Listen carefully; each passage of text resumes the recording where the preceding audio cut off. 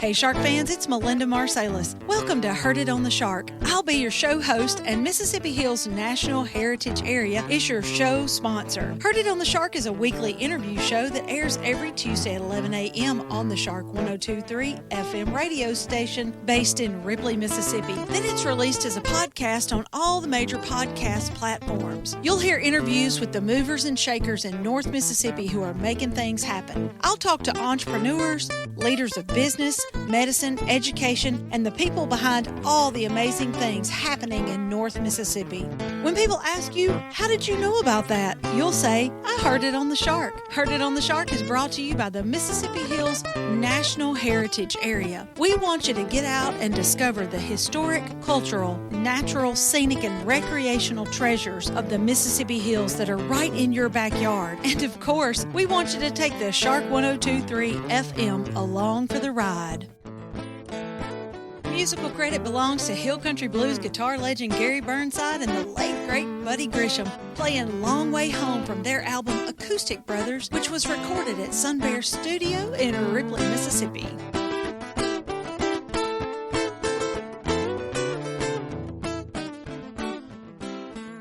This program was recorded at Sun Bear Studio in Ripley, Mississippi. Hey Shark fans, it's Melinda with another episode of Heard It on the Shark.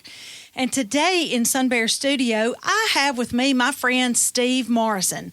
Now, Steve owns Morrison's Texaco over there by Ripley High School in Ripley, Mississippi. And he really just takes care of all of our vehicles. And so I thought to myself, it's getting to be that time of year when you need to do some things to make sure that your vehicle's running at its best before the really cold weather gets here. And so he's come to help us do that. Steve, thanks so much. Thank you for having me. All right, Steve, what do you have to do? Give me the number one thing. The number one thing that I've got to check your antifreeze to ensure your engine doesn't freeze up. Okay, and can a regular old person like me check their antifreeze? Yes, ma'am. If you get an antifreeze tester. Okay, so you can go buy an antifreeze tester. Yes, ma'am. Parts store, okay. Walmart. Okay, and so you can do this yourself, or you can take it to your favorite mechanic and have them do it. You should take your car in, though, and make sure you got enough antifreeze in there. Yes, ma'am. What happens if you don't? Well, your block can freeze, your radiator can freeze. It can cause major issues and big expense. Okay. All right, what else? You need to check a battery state of charge. We have testers that you can hook up, and it'll tell you how many cold cranking amps is stated on the battery. You can put a tester on there, and it'll tell you how much life's left in that battery, if it's below where it needs to be. Because extreme cold weather and extreme hot weather drain a battery quick. Okay. And again, if you don't want to go to a mechanic, is there a way to do this at home? I'm sure for the do-it-yourself guys that's got voltmeters and stuff like that, they can do a little bit. All the electronics out there now in vehicles, it's better to go get somebody in a battery shop or somewhere to check it and make sure it's right. All right, we got antifreeze. We have our batteries running great. What else? And you also want to check and clean your battery connections, your cable ends, to make sure as your alternator's charging, it's getting all the voltage in the battery that it should because your cables are clean. Let's imagine that I've figured out how to open the hood of my car, and I know where the battery is, and I know what a battery connector is, and I see that little red and black battery connector. You shouldn't really touch all that, right? Well, it doesn't really hurt to touch it. Just need to wash your hands good before you touch your mouth or your clothing because that battery acid will eat through your clothes. And what if you do see crud on there, like you do see some corrosion? What should you do? One of the best hacks we've found over the years is mix baking soda and water and pour on it, and it'll eat that acid off. Oh, yeah, that's pure science, isn't it? Mm-hmm. The base eats the acid. Okay, cool. All right, tell me another tip.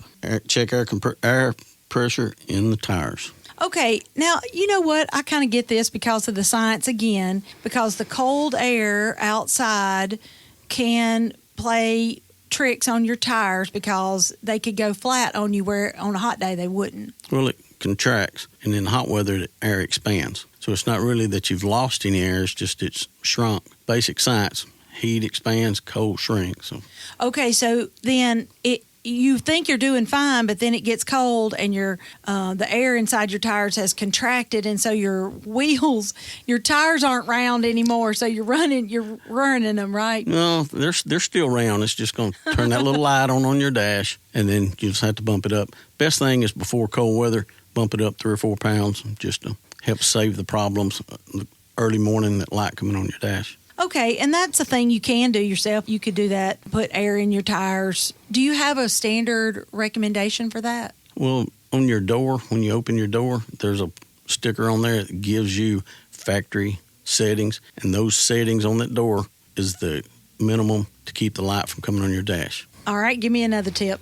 Well, you need to check the tread depth to ensure proper. On your tires, make sure your tread's good to where you've got proper grip for rainy, slick roads. Okay, so what is a good tread depth? Well, we have a little tread depth tester at the station. Most any tire shop has it. It tells you how thick a tread, how thin, because the more tread you've got, the better it grips the road and it sheds the water on a rainy, and plus it helps you grip better on slick for snow and ice. Right, because what we know in North Mississippi, cold is a thing, but what really is a thing is old slushy, wet, slick roads, and it's dark by the time you get off work in the afternoon, so it's really important to keep your tires top of mind. That's true. All right, you got any more? Check and replace your wiper blades to make sure you can see good. Now, where do you buy your wiper blades? Well, I shouldn't say that because there might be a competition out there that doesn't want to say. Like what kinds of places? Part stores, Walmart sells them. But another tip to go with that, when you're parking your vehicle, if you know it's going to be raining, freezing, snowing, when you get out of the vehicle, pull your wiper blades up, let them stand up. Because if they freeze to your windshield and you go out there and grab them to pull them up, break it loose, it rips your rubber off your wiper blades. So. All right, let me ask another dumb question. Are there different kinds of wiper blades for different kinds of cars? Most of them are about the same, it's just different lengths and sizes, but It's predominantly the same. Okay, so just measure what you got and then go buy some more before it gets all icy and cold. Okay, what have I not heard about? The only other thing is your windshield washer fluid. That needs to be there again, kind of like your antifreeze. It needs to be able to handle the extreme temperatures. So they sell that at Walmart, part stores. Okay, so, most all of this, except for maybe checking the battery, you can tend to yourself. So if you are so minded and don't want to go to a mechanic and have them do it, then you can do that. But otherwise, you can go to a tire place, parts store. They can help you out, I'm sure. Yes, ma'am. Or you can do like me and just say, hey, Steve, I brought my car in to get winterized, and you just make it happen by magic. Hey, we appreciate the business. Okay, anything else that I haven't asked you that we should talk about? No, ma'am. Okay, this has been Steve Morrison at Morrison's Texaco. He is my favorite mechanic. He fixes my flat tires every time I run over a nail, which seems to be about once every 3 months. Thank you. We appreciate the business. Okay, Shark fans, that's it for this edition of Heard It on the Shark. Tune in every Tuesday at 11 a.m. to find out what's going on with other local community leaders like Steve. If you have a question, comment, or suggestion for an interview, or if you want access to this interview, you can go to our website, shark1023.com, and click on the podcast tab.